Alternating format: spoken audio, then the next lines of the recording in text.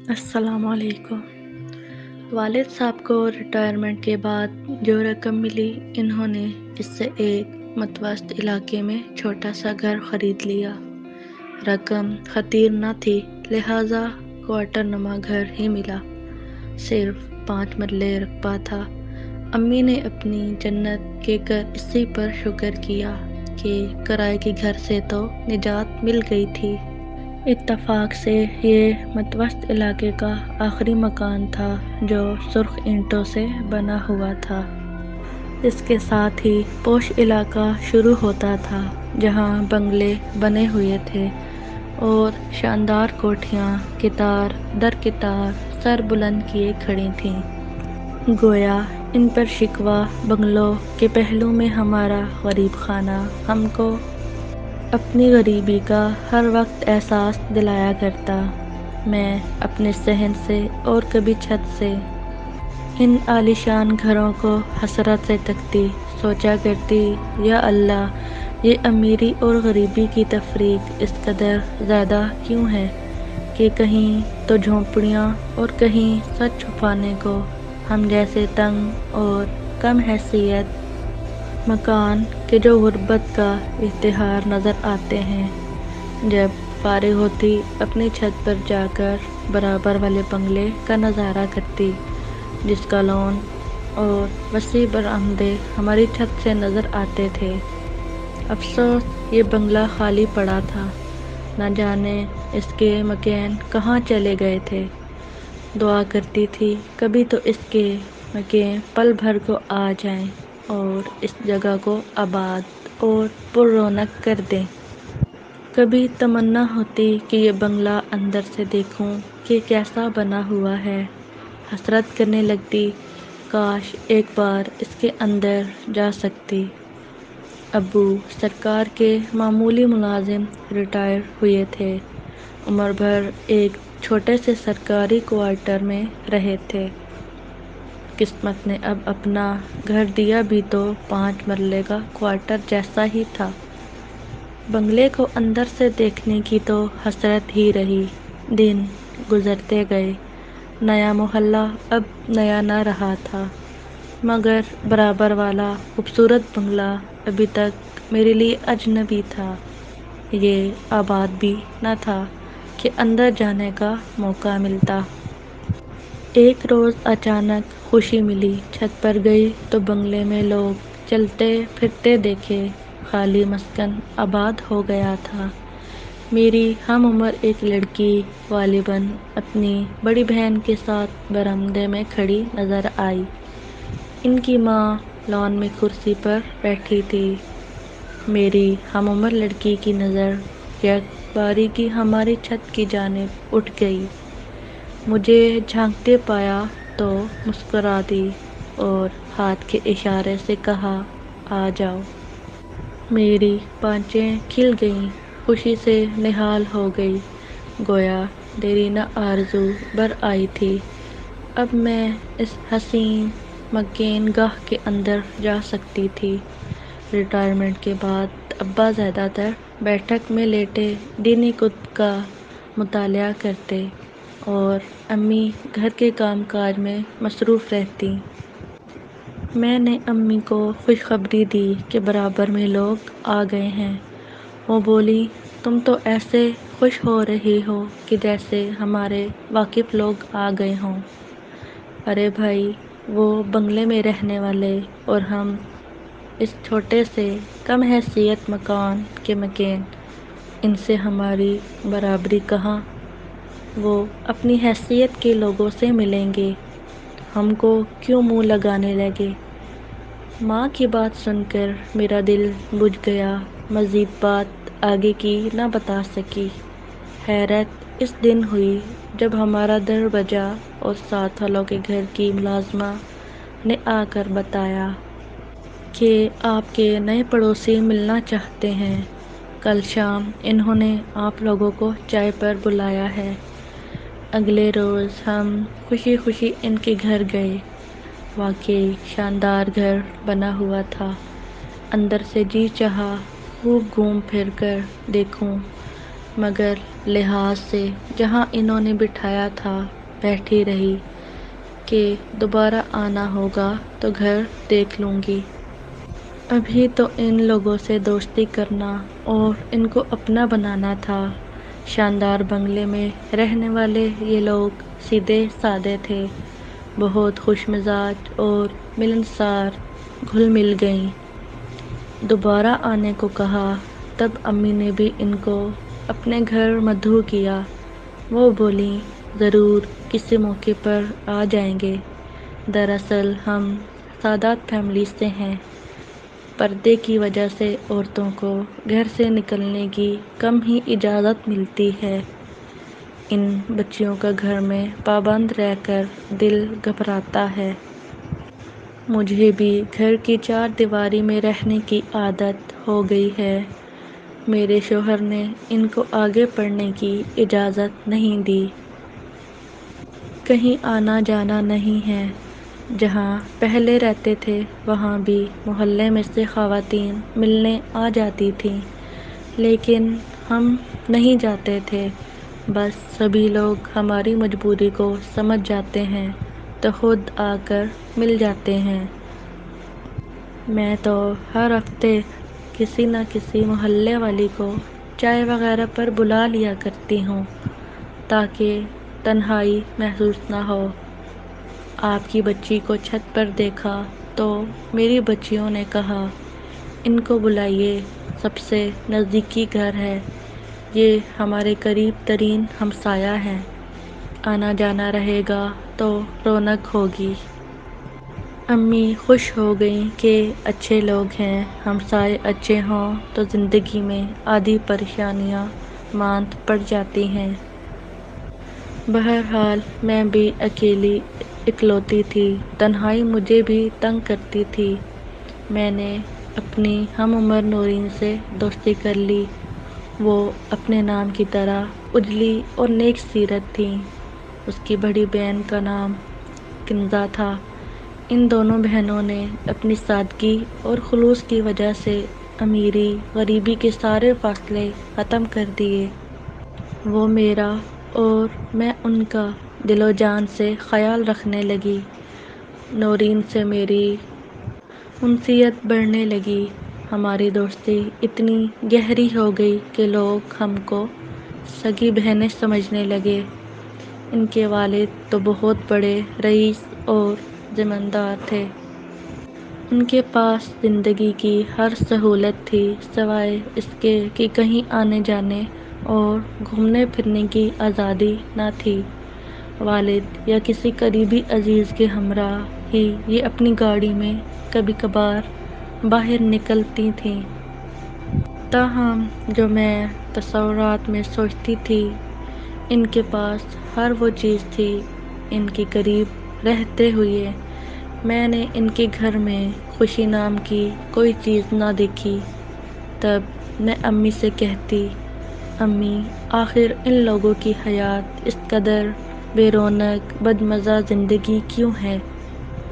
نورین کے والد بھی کبھی کبھار گھر آتے ہیں، وہ نہ جانے کہاں رہتے ہیں۔ جب آتے ہیں ان کی بچیاں خوشی اور شوخی سے چہکتی بھی نہیں بلکہ ان کو سانپ سونکھ جاتا ہے۔ امی نے کہا ہاں بیٹی، کسی کو خدا دولت دیتا ہے اور کسی کو دل کی خوشیاں۔ دل کی خوشیاں دولت سے نہیں ملتی۔ دیکھو ہم غریب ضرور ہیں مگر ہمارے گھر میں کتنا سکون ہے۔ ہم اپنی خوشی سے جیتے ہیں، ایسے گھٹ گھٹ کر جل جل کر نہیں مرتے۔ ہم کو اللہ نے ایسی شاندار نعمتوں سے نوازا ہے جس کا کوئی مول نہیں ہے۔ اماں کا فلسفہ گہرا تھا مگر میری سمجھ سے باہر تھا۔ وقت گزرتا رہا۔ میں اکثر نورین کے پاس جاتی۔ اس کے والد تو بس ہفتہ میں ایک مقررہ دن آتے، لہٰذا مجھے وہاں آنے جانے میں کوئی حجاب نہ تھا۔ ان کا کوئی بھائی بھی نہ تھا۔ ایک روز اچانک پتہ چلا کہ نورین کے والد وفات پا گئے ہیں اور ان کی تدفین ان کے بیٹے کریں گے۔ جو کہ دوسری بیوی سے تھے۔ اب معاملہ حل ہو گیا کہ وہ کہاں رہتے تھے اور کیوں کم کم گھر آتے تھے۔ وہ دراصل اپنی دوسری بیوی اور اس کے بچوں کے ساتھ رہتے تھے اور یہاں بس ہفتے میں ایک پھیرا لگا جاتے تھے۔ اسی وجہ سے اس گھر میں سناٹا بڑا جمان تھا، جیسے ان سے خوشیوں نے منہ پھیر لیا ہو۔ کچھ دنوں بعد نورین کی والدہ نے امی کو بتایا کہ اس کے شوہر اپنے بیٹوں کے نام ساری جائیداد اور زمین کر گئے ہیں۔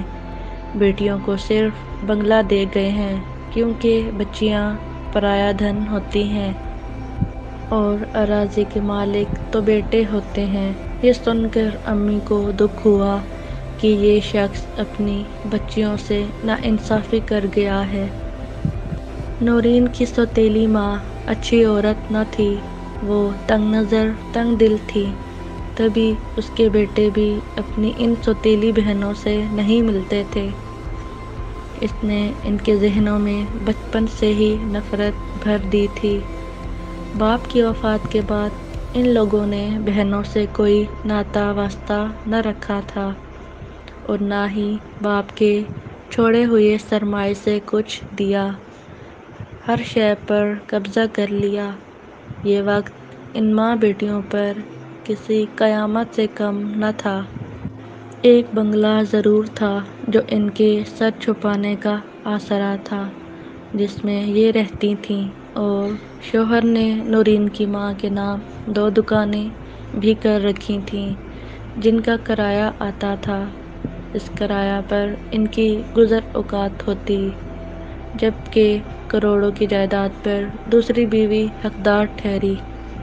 نورین کی والدہ خاتون بی بی بہت شریف، نیک، صابر اور شاکر اور خاندانی عورت تھیں۔ ہم نے تو اپنی آنکھوں سے دیکھا کہ کس طرح ہمت اور جرأت کے ساتھ شوہر کے بغیر انہوں نے حالات کا مقابلہ کیا۔ نورین نے تعلیم کو خیر بات کہہ دیا تھا۔ باپ کی وفات کے بعد اسے ماں نے ہمت دلائی اور کالج میں داخل کرا دیا، جبکہ اس کی بڑی بہن جو میٹرک پاس تھی وہ گھر بیٹھ گئی تھی۔ میرے والد صاحب کا محکمہ صحت میں کافی اثر و رسوخ تھا۔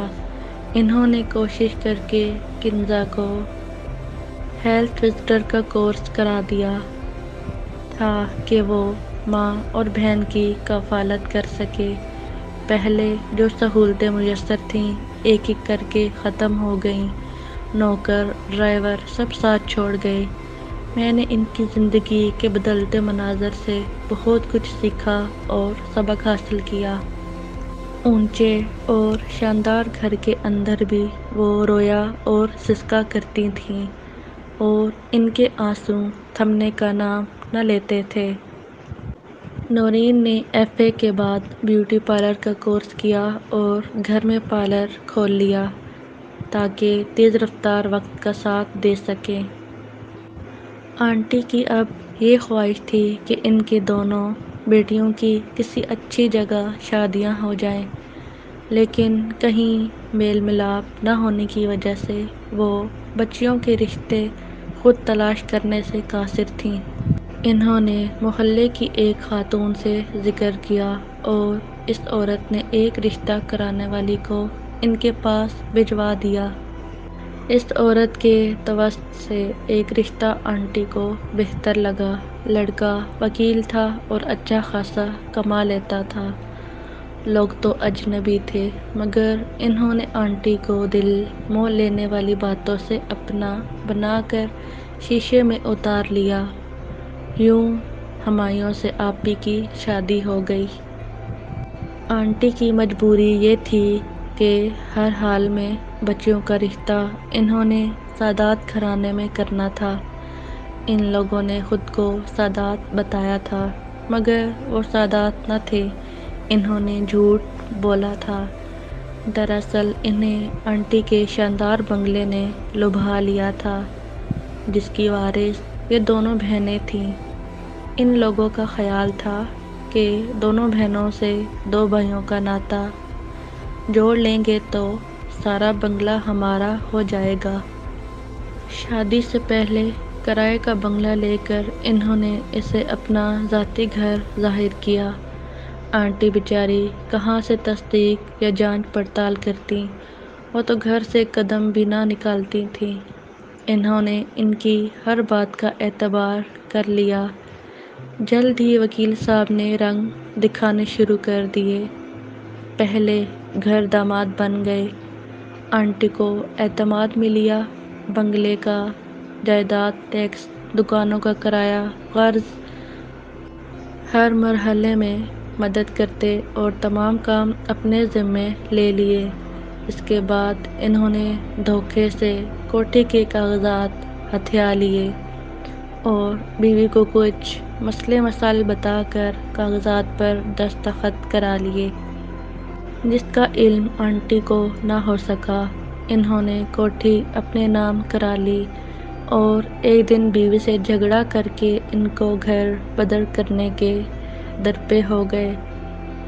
آنٹی اور ان کی بچیاں روتی ہوئی ابو کے پاس آئیں اور تمام احوال بتایا۔ والد صاحب نے کہا، فی الحال ہمارے پاس رہیں۔ داماد نے کوٹھی پر تالا لگا دیا تھا۔ بہرحال ابو نے وکیل کرا دیا اور خود مقدمے کی پیروی اپنے ہاتھ میں لے لی۔ 5 سال کیس چلتا رہا اور آنٹی بیچاری بچیوں کے ساتھ در بدر رہیں۔ آخرکار کیس جیت گئیں۔ اس داماد سے چھٹکارا ملا۔ بیوی کو اس نے طلاق دے دی، لیکن دونوں لڑکیوں کے زیور، کار اور گھر کا سارا سامان لے گیا۔ خالی کوٹھی اور طلاق یافتہ بچیاں ان کے پاس باقی رہ گئیں۔ آنٹی نے جس داماد کو بیٹا جان کر آس لگائی تھی، اس نے ناگ بن کر ڈس لیا۔ نورین کی رخصتی نہ ہوئی تھی۔ ایاز نے اپنے چھوٹے بھائی سے محض نکاح کیا تھا۔ وہ لڑکا نورین کو طلاق نہ دینا چاہتا تھا، مگر کیس میں الجھ کر اسے بھی طلاق دینی پڑی۔